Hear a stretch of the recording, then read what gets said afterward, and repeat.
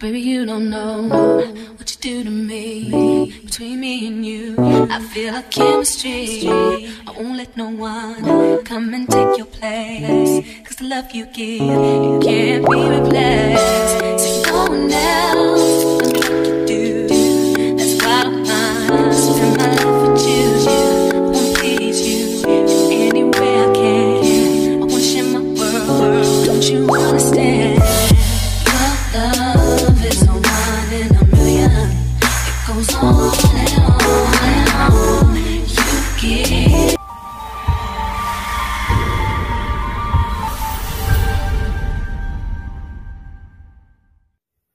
Hello guys, it's me again, Mikey Connect, and welcome back to my channel. For today's video, yan. So, siguro gagawin ko tong microblading series. Hanggang sa gumaling yung aking bagong microblade na kilay. Yan, nakikita niyo naman. Yan, parang nagsusumigaw ang aking kilay. At saka para magkaroon na rin kayo ng idea or makita nyo yung progress nung ginawang kilay sa akin. And i-share ko rin sa inyo yung aftercare instructions na binigay sa akin after ng procedure. So this will be day 1. Kita nyo naman sa title sa baba. Day 1 of my 6D microblading brow. Yan. So, ngayon, kung mapapansin ninyo, lalapit ako ng konti sa sa cellphone. Kung mapapansin ninyo, mga kakonek, basa-basa siya. May gamot yan. May gamot. Yan.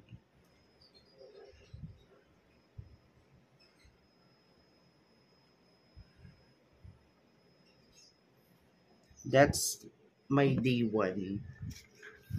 Pagdating ko ng bahay kagabi, nag-apply agad ako ng ointment, and habang gising ako, kasi every hour, continuously kang magpapahid ng ointment. Siguro dahil na rin sa, para hindi sumakit, since sugat kasi siya eh. And ang contents ng ng ointment, ng kita ba? Ayaw mag-autofocus. Ayan. Basahin ko na lang mga kakonek. So this is vitamin A plus vitamin D ointment, specifically designed for brows. And courtesy by Browlandia. So pagdating ko ng bahay kagabi, nakaalis ako doon 5 o'clock. Pagdating ko ng bahay around 6, kung napanood niyo yung aking first vlog ng procedure ng aking microblading, makikita ninyo yung unang resulta, and then this is the day 1. Yan, kaya siya basa. Continuously ako naglalagay ng ointment every hour. And ngayon, isi-share ko, hindi ko na ipa-flash sa screen yung mismong aftercare instruction, kundi doon ko siya ilalagay sa description box below para mas mabasa ninyo and makatulong ako na magkaroon kayo ng idea na ganun pala ang aftercare instruction ng kapag nagpa-eyebrow microblade tayo ng eyebrow microblade. Yan. So first, do not wash eyebrows within 24 hours. So 5 o'clock, ako natapos doon. Ang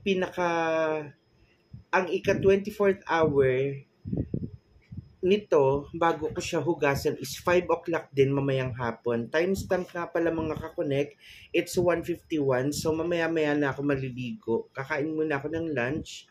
Then mamayang 5 o'clock, pwede na akong maligo. Pwede ko na siyang banlawan. Number 2, right after the procedure, you can start using the ointment every hour for 7 days using cotton buds. So, after daw ng procedure, which is yung nangyari sa akin kahapon ng 5 o'clock, is pwede ko nang gamitin yung ointment yun. Pag uwi ko ng bahay, ginamit ko agad yung ointment. Then, nag-timer ako every hour, naglalagay ako habang gising pa ako. And hindi ako gumamit ng cotton buds, gumamit ako nitong fingertips ko. Sabi pwede naman, basta make sure na malinis ang ating hands or fingers para kasi mas dama mo yung part or yung portion na kailangan lagyan. Unlike kasi ng cotton buds, pagpahid mo, alam mo yun, walang sense yung cotton buds pero ito may sense. Ramdam mo kung saan yung dapat na path na lagyan ng gamot. Okay? So, self-explanatory na yon, alam niyo na yon. Number 3, after 24 hours, you are now allowed to wash your brows, but avoid using soap directly on it. Use solution 4 times a day when you wake up, before and after taking a bath, at saka bago matulog, before going to bed. For 7 days then, using cotton balls in a patting motion. Patting. Pag sinabing patting, dampi-dampi lang. Yan. Di bale, papakita ko ito tomorrow kasi mamaya maliligo na ako. Or baka mamaya mag-vlog ulit ako. Pinakita ko lang muna yung result after day 1 or this is the day 1.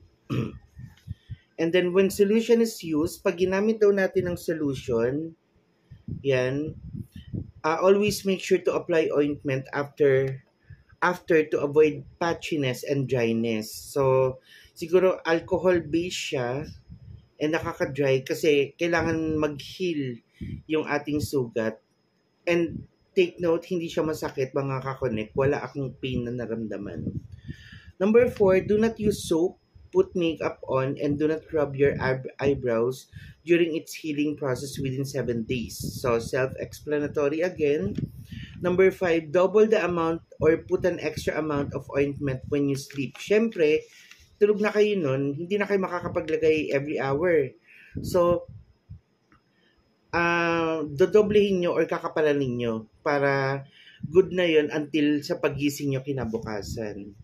And then number 6, when showering, apply a thick amount of ointment to prevent the water from directly getting inside your brows, especially during its healing phase. Do not focus your brows directly on the running water. Again, self-explanatory. And then 7, usually within 20 days from the first session, the color will fade and soften 40 to 50%, and adjustment will be done on the second session. So the result is 50% the actual microblading procedure done by the artist and 50% aftercare by the client. So, ang resulta daw ng ating kilay ay depende 50% sa gawa ng ating artist na si Rose, shout out kay Rose. At syempre, yung another 50% ay kung paano ko aalagaan ang aking ginawang kilay.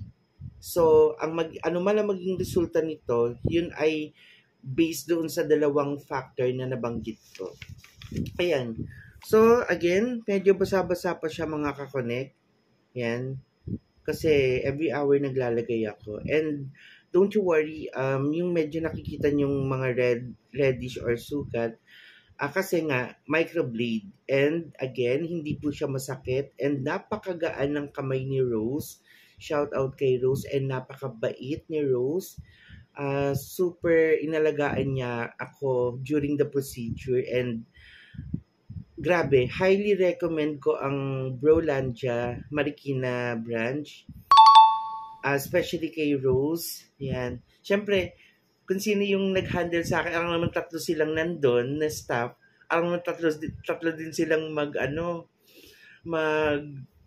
handle ng procedure. Siguro next time si Nadine or yung isang bago, pwede rin ako magpa-handle sa kanila para masubukan ko rin kung paano ang kanilang kung gaano kagaan ang kanilang kamay. Pero for now, I highly recommend Rose of Browlandia Marikina Heights, Marikina branch. Ayan. So, thank you so much. Sobrang happy ako sa resulta. medyo dark pa siya ngayon, pero actually ang color nito is medyo maitim pa siya ngayon, super black. Kasi nga may kasama na tong color.